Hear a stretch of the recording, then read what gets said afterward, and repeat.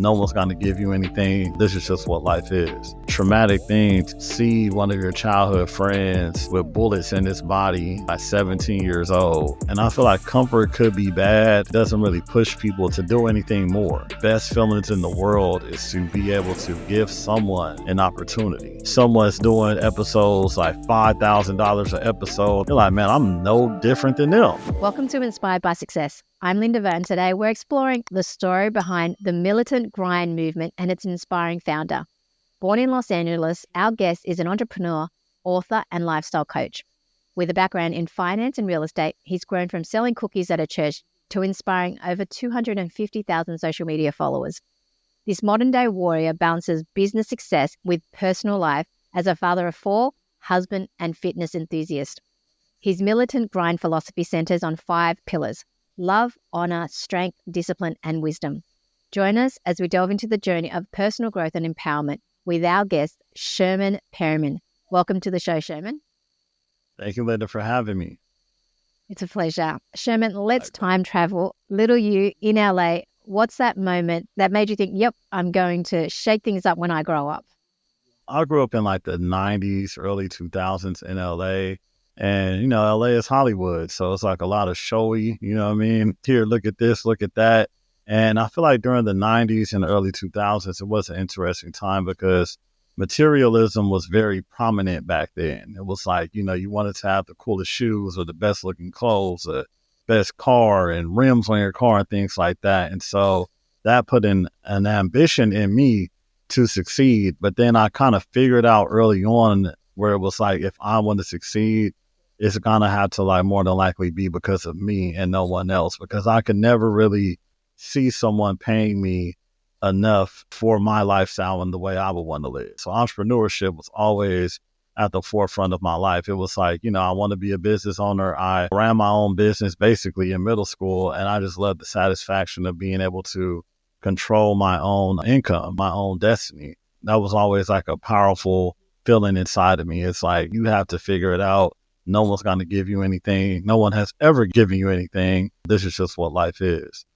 Wow. So, but you've been in the corporate workforce as well, right? And you would have had to decide that you wanted to become a full-time entrepreneur. What was going through your head like at that time, and how did you feel? I mean, you always need money sometimes in your life, so you do have to get a corporate job. But I looked at working in corporate as more so like I'm learning how to operate my own business by working for someone else's business. I looked at it more so like a training ground, help me learn how to be organized or do sales calls or talk to people or follow up. It's like I was basically teaching myself processes through working with other people or working for other people. So, yeah. Yeah, I definitely believe that it's good to have that foundation as well. And it takes a lot of risk as well being an entrepreneur, because there's not that stability. So it really depends on your own accountability, and you're the only ceiling against the income that you make too. So it takes a lot of bravery and courage to be an entrepreneur. We've all had that one person who believed in us when nobody else. So for you, who was that person, and how did they rock your world and help you? I don't think I had that person at all. I mean, I might be like the anomaly in this, but I don't think I've ever had that person. Maybe someone helped me, but it wasn't like no one ever inspired me besides myself. I was always looking for inspiration either outside by reading books, which is something that I do all the time, and listening to speeches and motivational speakers and stuff like that. But as far as like a specific individual in my life, I don't think I have anyone at all. Yeah, as long as you believe in yourself. I think sometimes when people don't have that, someone that believes and supports in them, I guess, that it drives you more. And yes, you have obviously self-belief in yourself, and you've pushed yourself to become successful. So that's pretty powerful in itself. Right. And you mentioned mentors, read books and listen to inspiring people, but who have been your biggest mentors and inspired you and made a massive impact for your growth and success? Have there been any great books that have really changed you and helped your mindset? Yeah, I would say Brian Tracy, No Excuses, was probably like the most impactful. I read that twice. Also listened to the audiobook a few times, but that was probably like the most impactful I've ever read. That book was phenomenal for me. Let me see. Napoleon Hill, Outwitting the Devil was a big one. But like as far as like inspiration that motivated me to just like keep going and keep moving, it was always like a Brian Tracy book. I just loved how he was just so practical about his advice, and he uses real world examples from the people that he's worked with. So it's like practical advice, not just theory, or it's just him. He actually interviewed and dealt with successful people and then came up with a solution based off of his research and his perspective. I really could appreciate that. I like that. Yeah, especially when authors tell stories and bring real life stories to it too. It does make it more impactful and memorable as well. I'm going to look into Brian Tracy because I love reading self-development books, and I think you should always be learning and self-improving. Like if you want to become a better person, it's all about constant self-development and also about the mindset too. So can we talk about the Oh yeah, militant that's grind? nonstop. Yeah, definitely. Constant learning. Talk about the militant grind philosophy. You got love, honor, strength, hmm discipline, and wisdom, which is beautiful words. Tell me, how do these play out in your life, especially when life throws you curveballs or when you don't want to go out and do something, but you have to? So, how does that happen when life throws you curveballs? What do you do, especially with those mottos? When you said life throws you curveballs, right? And so I was thinking about that. Well, I said, if a life throws you a curveball, and you're like, okay, the first pillar, love. Love is like, okay, who are you? Love yourself. Know who you are. Know where you came from. And then honor your commitments. So, yeah, you have to honor your commitments. Whatever you say you were going to do, you got to follow through with it. Then you have discipline. Have the discipline to keep going, the discipline to also keep your word. Then you have strength. Then it's like you have to have the strength to carry on and keep pushing, and be mentally strong, which is something I also talk about in my book. And also have the wisdom, because you need the wisdom to know how to navigate whatever you're doing. That could come through life experiences, through your personal experiences, or just learning through other people.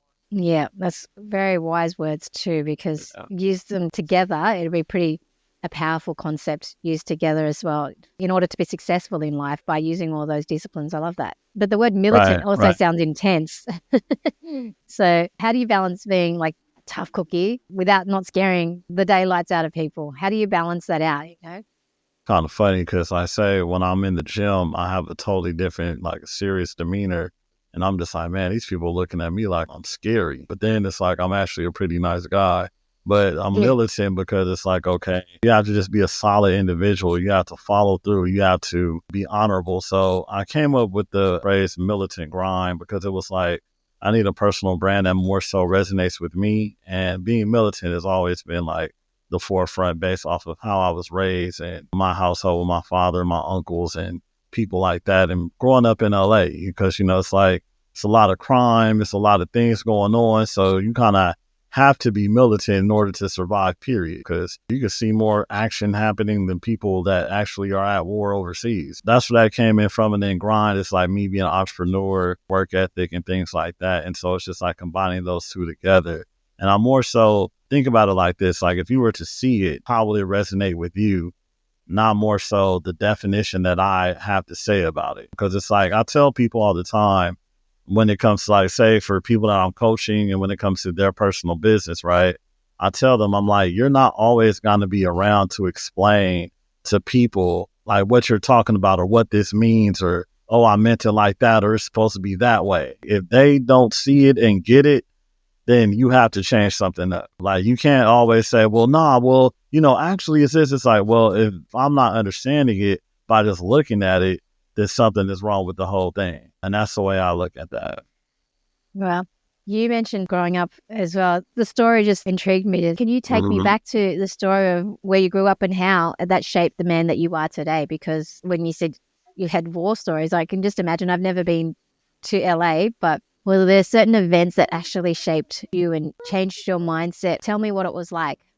Well, it's kind of like, it was rampant with gangs, drugs, and a lot of Like in the movies? Like, homicides and stuff like that. Yeah, it can be, or probably worse than the movies are. But it was like, it was back then. Like, it was a wild time back then. It's like everybody has some type of story where they were in an area where people were shooting, or somebody just got shot or something like that. And so that kind of like shifts your mind at an early age, where it's like, man, life is serious and life is real.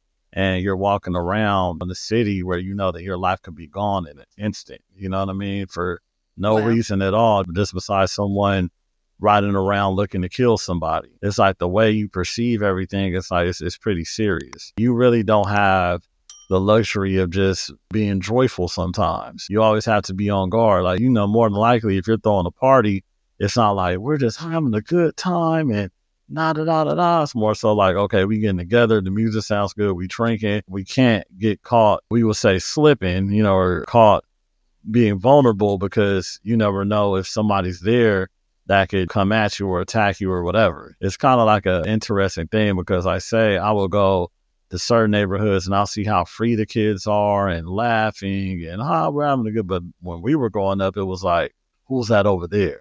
Who are those guys? You know who they are?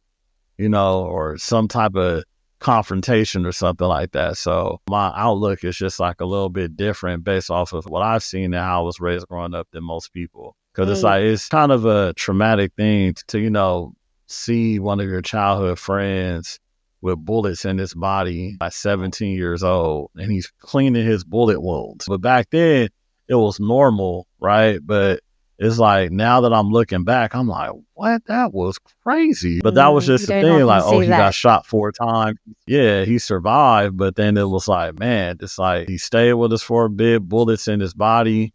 Then you get a call that one of your best friends got shot and he's on life support. Now he's paralyzed from the neck down. So it's like, that's traumatic.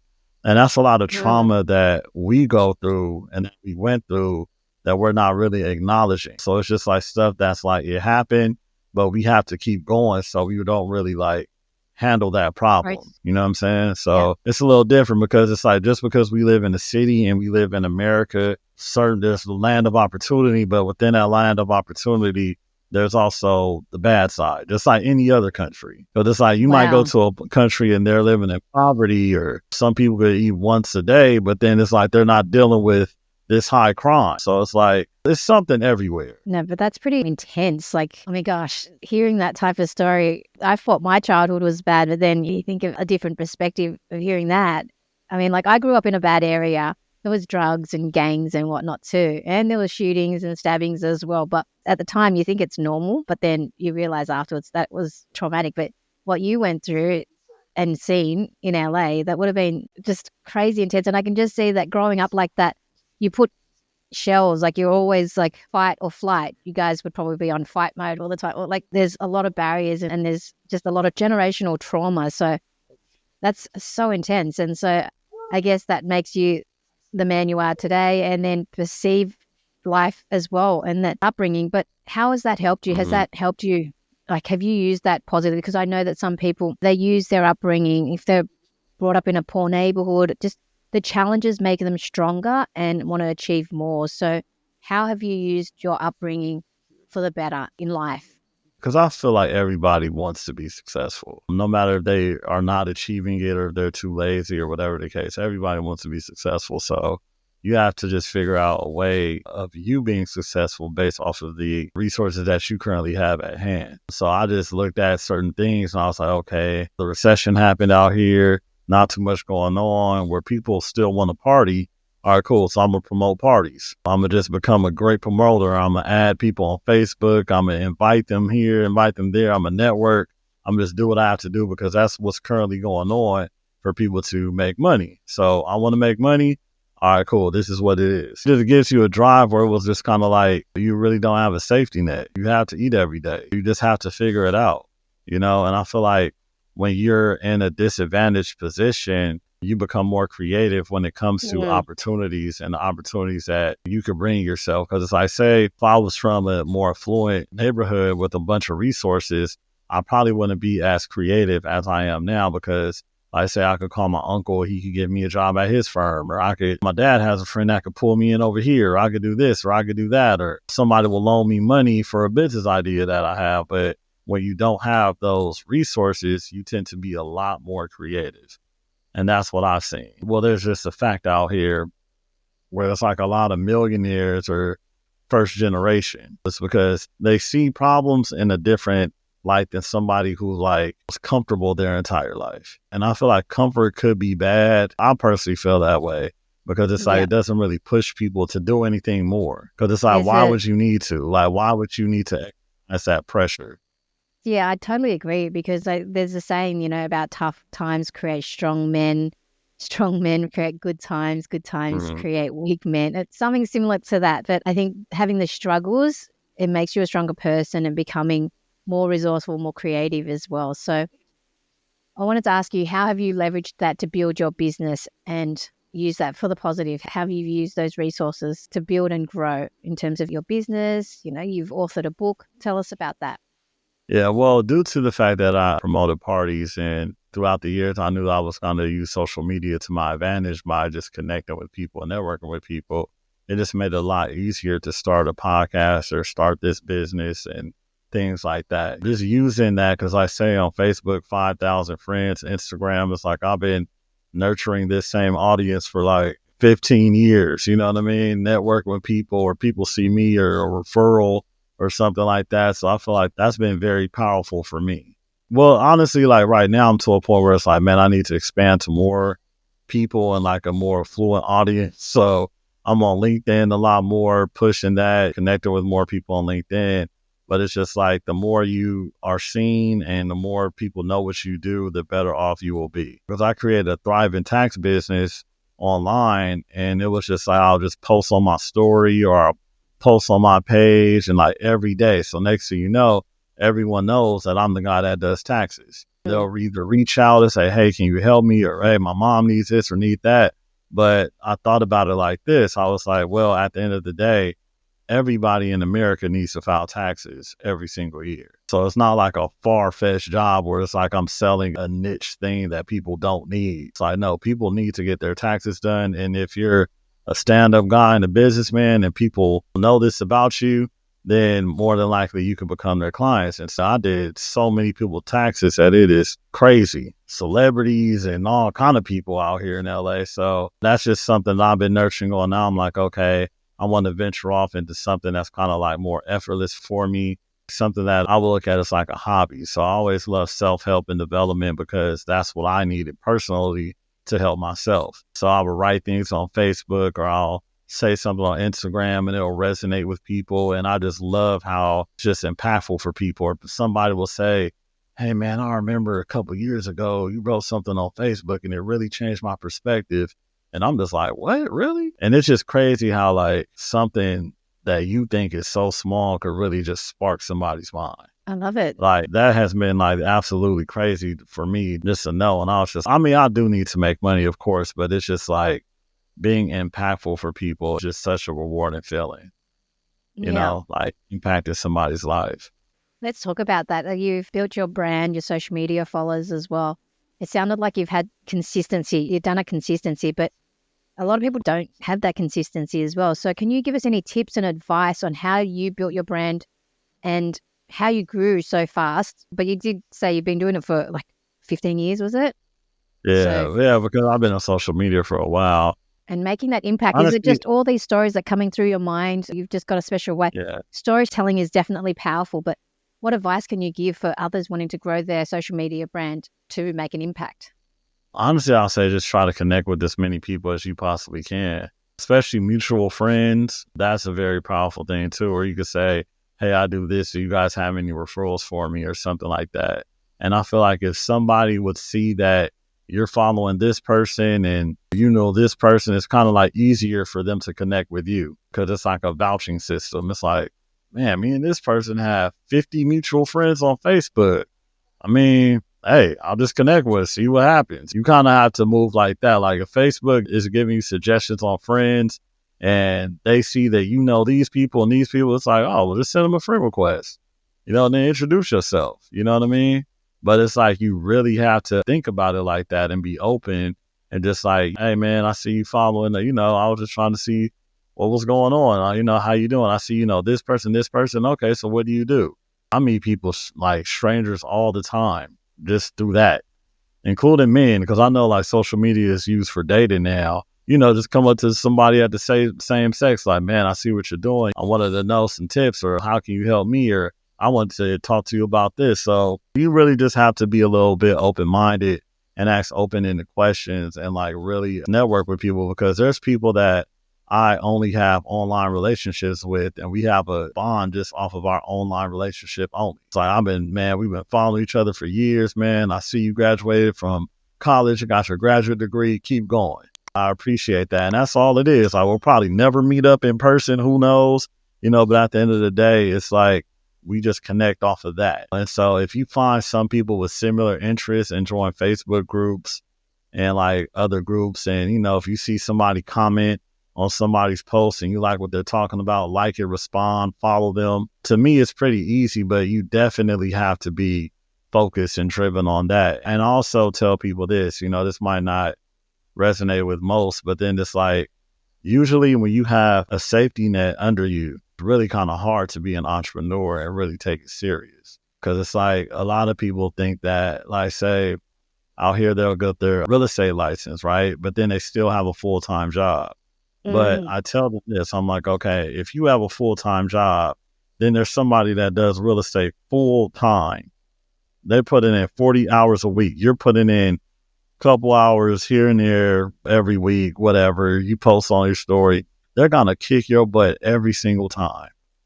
Every time, because they're cold calling. They're doing open houses. They're doing all that they can because this is the only income that they depend on. And that's the difference, because at the end of the day, it's like this: who's going to put in the most time and the most effort? That person is always going to win, and I feel like entrepreneurship is kind of like a new fad. It's like, oh yeah, but I have a job. It's like, all right. Side hustle. It's like, yeah, a side hustle. It's just hard for me to see that, because I just know that it just takes so much to even run a small business. Like, somebody saying, oh, they're this or that, and they don't have any employees or they don't have any real thing going on. It's kind of like a disservice, Like, I had employees. I had people on the payroll who I would pay every week to help out my business. And that was one of the most best feelings in the world, is to be able to give someone an opportunity. And that's really what it's about for me. It's like, man, if I'm making money, I'm trying to figure out a way where I could pay someone else to help this business be more prosperous, but also put money in their pocket. Yep. That's a real entrepreneur. I totally agree there. It's serious. When you have people relying on you you really got to be resourceful, especially when there's times. I know our business owners, sometimes they struggle to make payroll as well, but you've just got to be resourceful and figure out a way. And that's where the mindset comes into place as well, because I've got an amazing team and I couldn't do anything. Like, I just feel honored to have them and blessed to have them. And it's like, you want to succeed, you have to succeed because you've got their families relying on you as well. So I see them as family and they're relying on me. So we all have to work together as a team to make it work. And even though they're not in sales, is the lifeblood of the business. So we have to be creative and use our talents individually just to make the oil run and to make the business flourish too. So right. I totally agree with you. And in terms of what you said about some people will say they're an entrepreneur, but they have that safety net. It's true, but it takes a lot of risk. And in business, there's so many different challenges. And I've had those moments when I've wanted to give up and go back. Like, focus is one thing as well. But have you had those moments where you've been rock bottom, and how did you find the strength to get back up when you wanted to give up?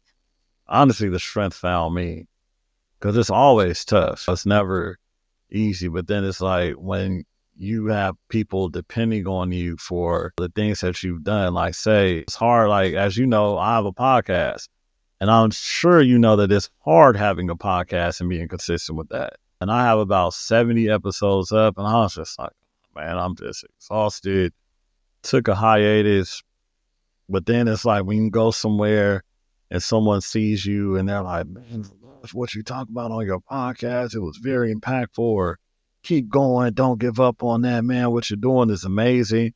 And there's people that I'm like, I would never even think that you would even watch that. It's just crazy. Like, I had no idea that just me having a platform was just so powerful. It's just like, when people hear that, they're like, whoa, really? I'm like, it's just a podcast, but when I see who I'm interviewing, the people I'm connected to, what I'm talking about, mental health, social issues, business, etc. But when you're starting, you're not making any money. That's the toughest part. But then it's like, how am I going to make money off of this? And then it's just like, well, this is something where, you keep sowing the seed and keep going and keep going and keep going and keep going, then there's a large payoff. That's the entrepreneurship with this.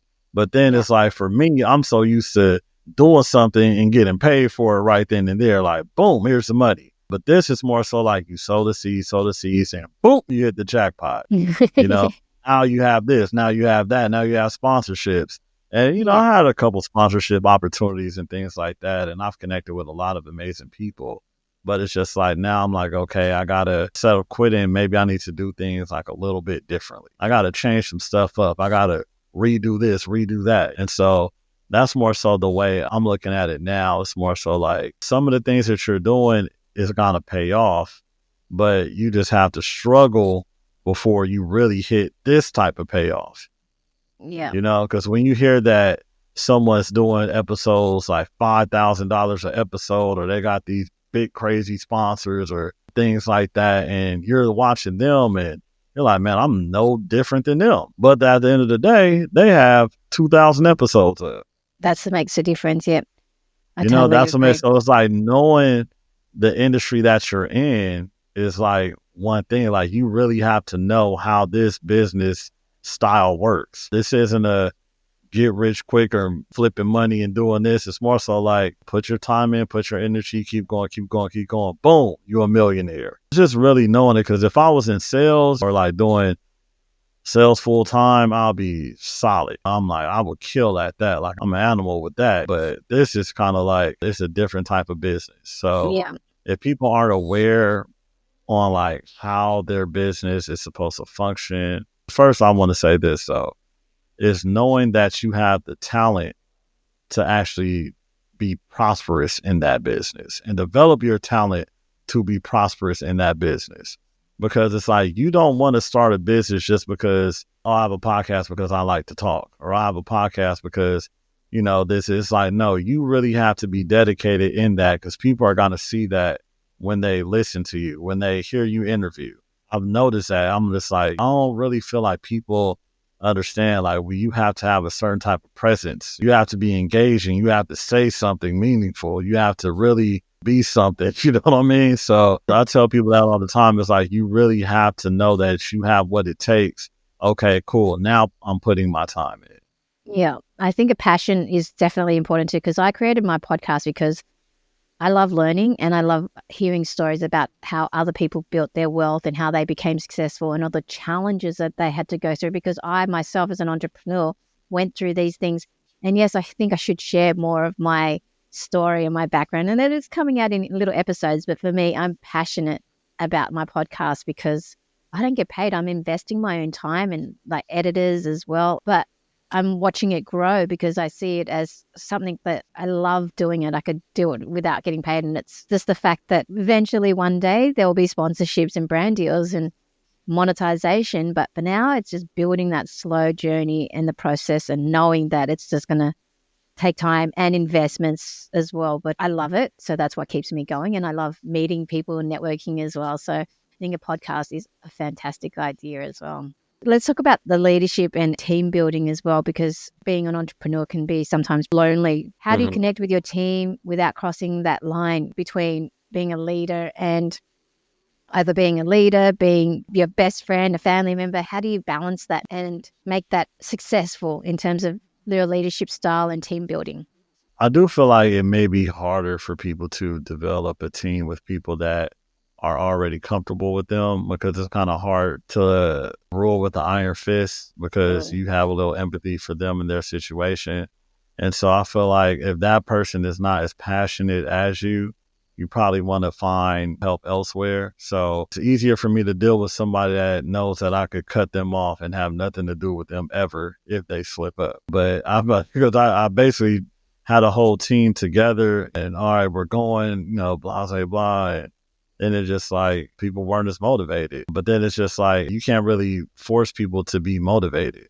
But also, depending on what type of style of team you have, if you're not paying them, they could also not be motivated as well. Because it's like, without money, there has to be a passion. Yeah. I noticed that in my leadership style, it's like, I mean, it's a lot easier to control people and what they do when you're paying them. Totally agree. So I have people that I work with that I pay, and it's just like, okay, I want it done this. Like, I'm able to be a little bit more stringent with them. It's like, nah, what's going on? But the people that it's like, okay, we could do a profit share or something like that. They're not really passionate about it. They're not really gonna do anything. But that's human nature 101 though. It's already hard to work at something, period, where you're not making money depending on the mindset that you have. That's why entrepreneurs are a small percentage of people. So I've learned that you really can't get anyone to do anything with a passion that's not theirs, or for somebody else's business that they probably don't believe in because you didn't sell the dream good enough, whatever. You can't tell somebody, hey, we're going to work together, build this brand, and I want you to do videos in front of the camera talking about this, this, and this. If they don't do it, or they are nervous of doing it, or they don't have a presence, it's going to be a bust. You either have to work with somebody with a like mind who is already as successful, or both of you guys have the same thing going on, or you have to pay someone. Yeah. So that's what I've discovered in my style. Like it's way easier to deal with somebody that you're paying. That's for sure. Yeah. And you got to find the right balance of how much to pay them as well, because you don't want to underpay them. And you got to make sure that Right. you're also maximizing their time if you're paying them well as well. Now, let's Yeah. talk about like building an empire and having a family as well. So you're doing it, you've got 4 kids and you've got an empire. So you're either a superhero or slightly crazy, driven crazy in a good way, like very Yeah. driven. And that's very ambitious. Yeah. And that's what I admire in entrepreneurship as well, because that slight edge is not common, and that motivation is not common in normal people who want that safety net too. And I think your upbringing definitely helped you there too. So how do you make sure you balance your family and it doesn't feel like you're competing with your career as well? Like, do you find that there is a bit of a difficult balance there, or is there, or do you just No, use delegation to help you? no, it's not really that hard because I just look at it like this. You just have to cut a lot of things off. Like you probably can't spend as much time with your friends. You probably can't hang out, talk about nothing to people. Sit down and watch the game on a Tuesday night at 6 p.m. for 4 hours. So it's like you just really have to craft your day and your life to sustain all of that. I just had lunch with a friend of mine and I told him, I don't watch sports. I've never been interested in watching sports. And it's kind of crazy hearing that from somebody that's like into fitness, and I'm a fit guy. And people often think that I played a sport, but it's like, nah, I never was into that. Therefore, I cut out a lot of time where it's like the average person is sitting there watching the game or sitting there doing this, doing that. I could be doing this, or this. And I've always been that way. It's like, if I'm not interested in something, like me genuinely interested, I'm not really going to do it or follow through with it. Because I already have to go to the gym. I already have to deal with kids. I already got to deal with clients and stuff like that. So it's like your time is limited, but then it's like you can make time for whatever, but you just have to cut certain things off that may be not serving you or serving your business or your people. Because I could be texting a client and dealing with my kids at the same time, or just put on my headphones and walk and talk and clean up the kitchen, or have it on speaker. There's like walking my dog. Okay, I'm on a call. So there's ways to do it. But the most important thing for me is cutting out what's not serving you, like serving your purpose, serving you as a person. That's probably like one of the most important things. Yeah, that's pretty powerful too. And you mentioned like you're going to the gym as well. What's your mindset towards that? Do you have days where you don't feel like going and you're not motivated? Because for me personally, I absolutely love going to the gym, and I have my dedicated days that I go. Even when I'm feeling a little bit sick or under the weather, I'll still say, yep, sweat it out. One thing is because I love it, that helps. But even when there are days where I don't feel like I just go. Do you have those moments where you just don't feel up to it? And what do you tell yourself when those days happen? Or is it something that you love that you just Well, continues to do? well, like the way I train, I'm very intense. So it's like if I'm not feeling well, or I have a headache or something like that, I tend to like not go. But other than that, because I'm not just walking on the treadmill, like I'm pushing some heavy weight. If you have 245 pounds on your chest, you don't want to feel sick or feel anything else, because you can mess around and hurt yourself. So, I mean, last week, there were some days I didn't go because I just wasn't feeling well at all. I don't think I was like getting enough sleep, or I was like super tired. And so I was just like, oh man, I'm not going to put myself through that. So it's really like listening to your body. And sometimes you might go so hard that you probably just need to rest. That could also happen too. But usually it's kind of like, nah, I'm going to go. But honestly, I tell people like this, like there's never a day where I'm like 100% wanting to go to the gym. Why would I want to go and put myself through that? But then when I'm there, my mind shifts and I'm like, okay, let's go. But it's like before, and I could call off every day. There's always a reason to not go. Come up with something in your head.